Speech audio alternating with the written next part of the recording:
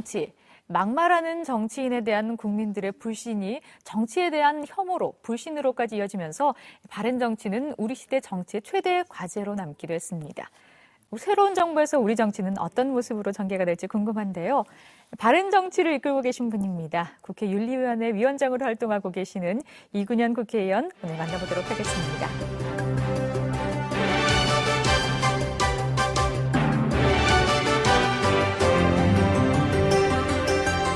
정의정의 파워토크. 오늘은 앞서 말씀드렸듯이 바른 정치를 위해 노력하고 계신 지역의 삼선 국회의원, 윤리위원장이신 이군현 국회의원 초대했습니다. 어서 오십시오. 반갑습니다. 네, 반갑습니다. 네, 교사로 계셨었죠. 교육계에 몸담으셨는데. 유학하기 전에 교사로 있었고, 네. 유학 갔다 와서 이제 박사학위 하고서는 교수로 20년 이상 있었습니다. 네, 이런 이력을 바탕으로 해서 윤리위원장으로 국회에서는 또 활동을 하고 계시고요. 또 여러 가지로 요즘 또 여당 내 컨트롤 타워가 없다는 비판도 있는 터라서 중견 국회의원으로서 좀 바쁘고 또 신경 쓰이는 것도 많으실 것 같아요. 어떠세요, 요즘? 예, 대통령이 이제 출범을 했으니까 대통령이 그 국정 철학을 잘 실현할 수 있도록 정부 조직법을 여야가 빨리 좀 추진해 줬어야 되는데 늦었지만 정부 조직법 여야 협상이 잘 돼서 천만 다행이고요. 네. 더 오래 끌었더라면 벌써 2달 가까이 되기 때문에 네. 국정 공백이 너무 길어져서 네. 좋지 않을 뻔했죠. 그래서 뭐 천만 다행이고요. 네. 잘 협상이 돼서 여당 의원으로서 하여튼 정부 조직이 빨리 협상이 될 수 있도록 더 잘 노력을 했어야 되는데 뭐 그러지 못해서 대단히 이제 좀 죄송스럽게 생각합니다. 네. 또 친이계가 새 정부에 좀 쓴소리하는 걸로 존재감을 각인시킨다는 얘기도 있고요. 여러 가지로 아무래도 좀 입지가 예전보다는 좀 좁아졌다라는 의견들이 많은데 어떻게 생각하시나요?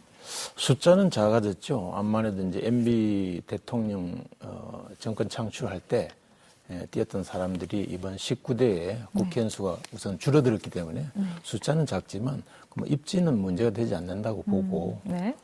그리고 뭐 쓴소리라기보다 국민의 입장에서 국민이 생각하는 것을 대변해 줘야 되니까 네. 저는 뭐 입지는 그렇게 문제가 안 된다고 생각하고요. 네. 그리고 언제나 정당이라고 하는 것은 이 보수적인 생각을 가진 사람과 또 비판적이고 좀 더 진보적인 생각을 가진 사람들이 함께 공존해서 건전한 비판을 해주는 것이 좋다라고 생각을 합니다. 네, 긴장된 속에서 좀 더 발전해 나갈 수 있는 정치를 모색하시는 것 같은데요. 그렇습니다. 정부조직법 얘기를 잠깐 해보겠습니다. 네. 어렵사리 통과가 되긴 했습니다만 이 과정 속에서 국회 선진화법이 다시 이슈가 되기도 했었습니다. 국회 폭력 사태를 막자고 도입된 제도인데요. 여러 가지로 얘기가 좀 있었죠. 직접 좀 소개를 해주시죠. 예, 국회 선진화법이 이제 통과될 때에도 문제가 많이 있었습니다. 네. 보통 이제 법안이 본회의에 상정이 되면은 거의 찬성을 합니다. 한두 분이 반대하는 정도인데 사실 300명 국회의원인데 그날 출석 자체가 192명밖에 되지 않았어요. 네.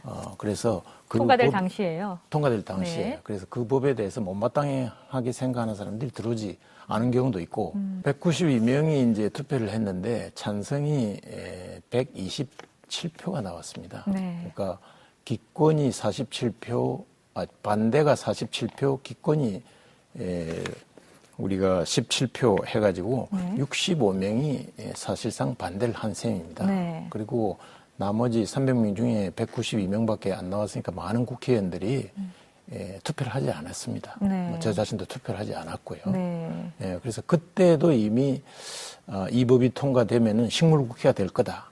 또 야당이 계속해서 발목 잡는 있었죠. 그런 예. 국회가 될 거다. 네. 이런 많은 논란이 있었습니다. 네. 그래서 19대 우리 이제 4월 국회가 되면 국회 선진화법은 저는 손질이 필요하다고 이렇게 생각이 됩니다. 네. 하지만 새누리당이 사실 이 국회 선진화법을 주도를 해서 그렇죠. 우리가 주도를 했죠. 예, 대정했는데 네, 1년이 지나지 않았습니다. 1년이 된 이 시점에서 얘기가 나오는 건 좀 너무 빠르지 않나, 또 너무 신중치 못한 건 아니냐라는 지적도 있거든요. 아니요, 그렇지는 않고요. 조금 전에 말씀드렸던 대로 사실상 65명 정도가 네. 반대 내지 기권을 당시에도 했고, 반대를 했었다. 당시에도 네. 당시에도 많은 문제점이 있다고 봤던 법이기 때문에 네. 법이라는 것이 한 번 제정됐다고 해서 네. 영구히 뭐 가는 것이 아니고 네. 또 잘못된 점이 발견됐으면 또 고치는 것이 그건 옳은 것이라고 저는 생각을 합니다. 네. 근데 사실 국회 선진화법을 손댈 게 아니라 가장 근본적인 문제는 무엇보다도 이 직권상정까지 가지 않도록 서로 좀 정치적인 협상력을 키우는 게 가장 우선시돼야 될 것 아닌가라는 지적도 있거든요. 그는 일리가 있는 말씀이에요. 협상력을 키우는 게 중요한데, 근데 협상이라고 하는 것이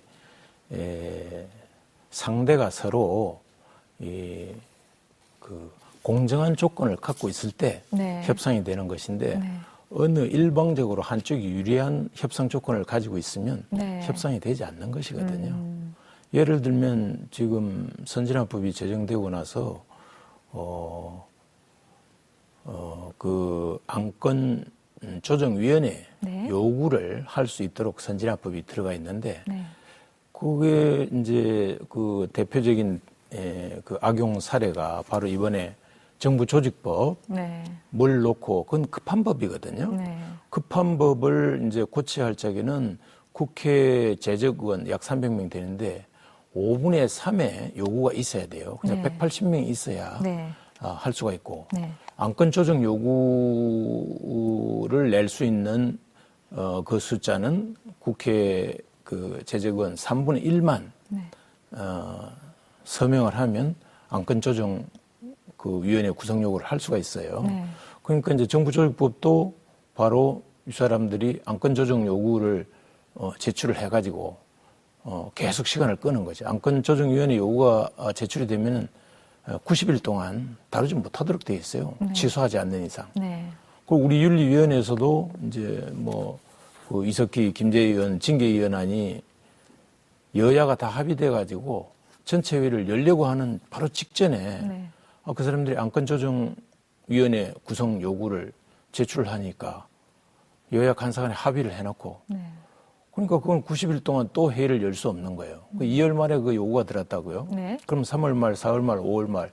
저 국회 윤리위원장 임기가 5월 말이면 끝나는데 그때까지 하지 않겠다고 하는 것이거든요. 그러니까 네. 이런 식으로 그 선진화법이 취지는 좋지만 네. 굉장히 아주 악용하는 사례가 많고 네. 또 협상력을 키워야 된다고 지금 말씀하시는데 그 맞는 말씀이지만 그 법안 자체가 여야가 그 대등한 그런 조건을 갖고 있을 때 협상력이라는 것이 가능한데 한쪽에 일방적으로 유리하기에 야당이 유리하도록 되어 있기 때문에 네. 지금 협상력을 키우기는 어렵죠. 법을 고치는 수밖에 없습니다. 일단 서로 입장을 좀 동등하게 만들어야 할 필요가 있다는 말씀이시네요. 그렇습니다. 예. 네. 자, 그리고 징계 문제로 잠깐 얘기를 네. 돌려보도록 하겠습니다. 사실 막말로 파문을 일으켰던 김태우 의원이라든가 배재정 의원 문제, 정수장학회 관련해서 휴대폰 몰래 촬영으로 논란이 되기도 했는데요. 징계 문제가 논의가 되고 있습니까? 진행이 어떻습니까, 상황이? 징계 문제는 조금 전에 말씀드린 대로 여야가 이제 합의 처리하겠다 해서 여야 간사간에 다 의논이 다 돼 있었는데 네. 전체위원회 윤리 전체위원회 열기 직전에 그 이제 안건 조정 위원회 구성하자 하는 요구를 지금 제출해놨기 때문에 네, 방금 말씀하신 아무것도 내용이요. 할 수가 네. 없는 것이죠. 네. 지금 못 하고 있습니다. 보류된 상황이네요. 보류된 상황이에요. 네. 근데 이 사실 두 의원의 문제는 상황이 좀 다르지 않나요? 어떻게 얘기가 되고 있나요? 상황이 다르죠. 김태호 의원 경우는 사실 우리가 흔히 있을 수 있는 말을 이제 공개적으로 나감으로 해서 그냥 그 우리 새누리당을 무시하는 거냐 뭐 이런 투의 이야기였고 네. 배재정 의원은 그 몰래 카메라를 촬영한 거 아닙니까? 네. 그래서 사안이 다르죠. 예. 개인적인 언행의 문제라고 보시고요. 김태우 의원 문제는 또 배재정 의원 문제는 법을 어겼다. 정수장학회 관련해서 네. 그 이제 휴대폰 사용한 거를 몰래 촬영해가지고 네. 그것을 공개해 버린 거거든요. 네. 그러니까 사안이 그 중요도가 다르죠. 네. 자, 진행이 되는 것을 좀 더 지켜봐야 될 문제인 것 같고요. 그리고 상임위인 교과위에서도 또 새로운 교육부의 기능을 놓고도 협의가 활발하다고 들었습니다. 정리가 어떻게 되고 있습니까? 그 이제 핵심적인 문제가 됐던 게 산학 협력 기능을 이제 새로 생기는 미래창조부로 가져가느냐, 아니면 기존 교과부 앞으로 이제 교육 교육하고 문화관광, 체육 이런 쪽을 같이 하는 상임위 쪽으로 어제 정리가 네. 됐는데요. 네. 그래서 가장 문제가 됐던 게 이제 산학협력 기능을 미래창조부로 가져가느냐, 네. 교육부로 가져가느냐 하는 것이 쟁점이 되는데 그 인수위에서 미래창조과학부로 산학협력 기능을 가져가는 것으로 이렇게 안이 와서 네. 제가